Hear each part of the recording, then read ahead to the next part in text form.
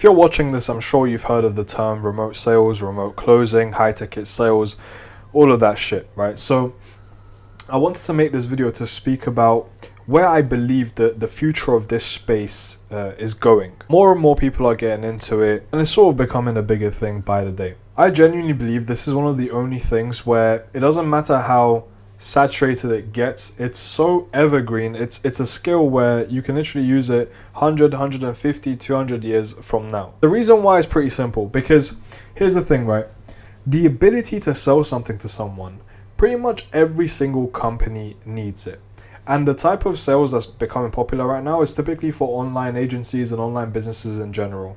I'm sure you already know if you don't live under a rock. Pretty much all businesses are going online, and a lot of these agency model businesses are just getting more and more popular by the day. It was SMMA, now it's like content creation agencies. There's an agency for pretty much everything, and most of them are high ticket.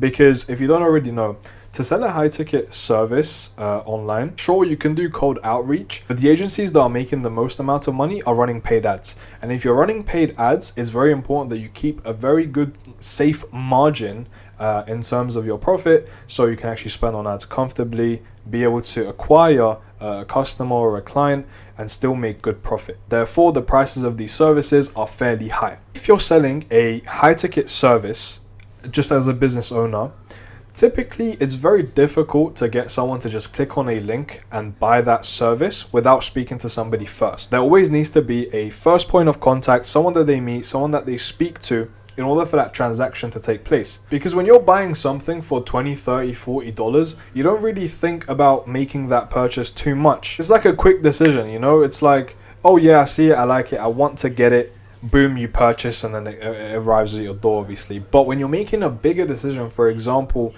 when you're searching what TV you want to buy, or you're looking at furniture that you want to purchase, you go to different places, you see, you know, this type and then that type, and you decide, let's narrow it down to this, and you keep searching, right? Because it's a bigger commitment. So what that means is, in order for these business owners to actually make their service profitable and make money from it, they need salespeople. So let's think about it like this. There are more businesses by the day. These businesses are transferring to online, selling high ticket services, and these businesses need salespeople. So in essence, what I'm saying is the market for salespeople is only growing. It's not going to reach a point where it's oversaturated and people just can't get sales roles. And I'll tell you why.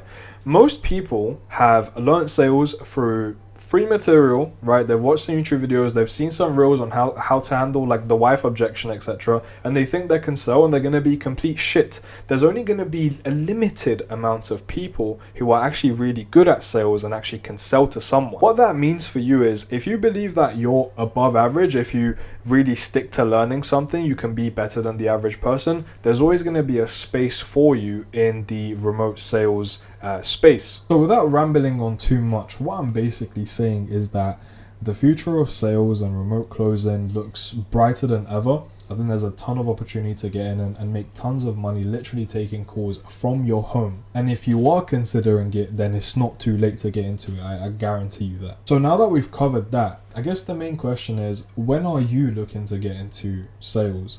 Is it something that you've been thinking about? Is it something that maybe you thought about before, you tried to get into it didn't really work? The reason why I'm asking this is because, sure, like I said, it's an evergreen model, and it's always going to be necessary. However, I always like to be a part of the people that get in first, because the people that get in first are typically the ones that are the most successful, they have the most experience under their belt, and I'll explain why. In your first year as a high ticket sales rep, if you come in with a good education and maybe you have a tiny bit of experience, etc., you're selling a good product for a good company, you're looking at making anywhere between 100k to like 150k. And that's considering you're not even at the top of your game. Like, this is your first experience doing high ticket sales. In year 2, year 3, year 4, whether you're with the same company selling the same offer or completely different, you're going to have so many calls under your belt and just going to become so much more experienced, understand the nuances of just being on a call with somebody, how to do your follow-ups, how to do XYZ, pretty much just start becoming an expert in that specific field. You're looking at making multi 6 figures just through selling. So why would you delay that by a year, 2 years, 3 years when you can actually try to get in now and gain that experience, and in a couple of years you'll be golden. So let's say you've decided you're gonna start today, you're gonna start next week, or like next month, or just sometime soon. How do you actually get into it? I'm gonna give you like a basic plan, I guess. This is how I would go about it if I had to, you know, start again and was looking for a remote sales role. I'd conduct some research. I'd look at some agencies that are up and coming. When I say up and coming, I don't mean they're doing like 10, 20k a month. I mean agencies that are doing 50 to 100k, and basically they're growing, they're scaling, and they need more, I guess, force to help scale.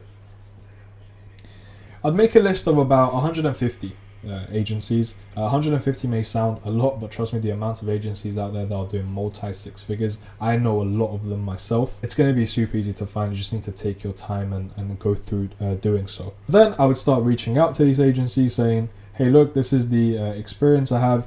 When I say experience, it doesn't necessarily need to be work experience. This is the experience I have, or this is like the education that I have. If you consider my application, I'd be more than happy to, you know, get on a call with you and tell you more about what I've learned, what my sales philosophy is, and how I can add more value to your company. You can do this as a Loom to stand out. You could do it as like a normal video, or you could just do it as a, you know, message. I would recommend putting your face out there so they can hear how you utilize your tonality, how confident you are, etc., etc. And I guarantee you, if you do 150 of these, personalized, don't send the same Loom out to everybody. Mention their name, mention the name of the company, mention some things that you've seen that they do well, mention why you actually like their company and why you're applying to it. And I guarantee you're gonna get at least 10 to 15 interviews, depending on how well you've done in terms of the actual personalized messaging. From there, it obviously comes the interview, right? It's like, how do you prepare for the interview? Just a couple of simple points. Be confident the whole way through. Don't let them crack you, because some of the you know, sales interviews, the way that they go is they'll ask about your experience. It'll be really, you know, just calm, collected, and out of nowhere they ask you to get into a role play scenario, and you have no idea how the fuck to say it. So you got to be prepared for things like that, but be confident, maintain your frame. Don't let them pull you out of it, because they really do try and do that. Yeah, so do that. Come prepared, do research on the company, maybe look up the owner, see if there's any content of them speaking, so you can understand what type of person they are, get a feel for them before you even get on the call. If it's the owner that you're going to be speaking to, if it's like one of the other guys, then I guess you just gotta pray for the best. Yeah, that's pretty much it. If you come prepared and you do your best on the interview, eventually, if you're taking enough interviews, somebody is bound to give you a shot. And the aim is, once you do get that shot, is to not miss. Because, you know, I'm not saying you're going to get limited chances, but if you're looking to get into this very soon, 10 to 15 interviews, you got to make one of those count. And when they give you that role, you just got to go in and smash it.